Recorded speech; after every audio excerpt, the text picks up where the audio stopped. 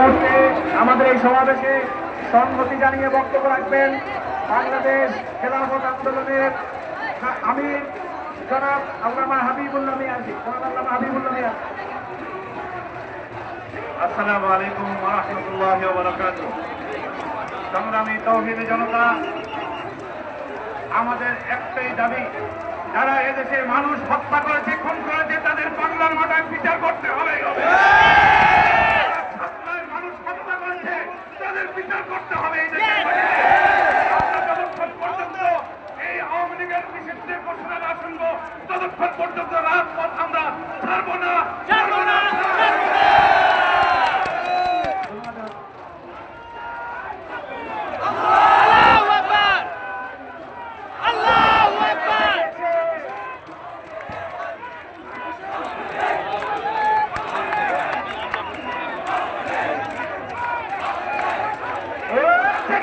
Take it!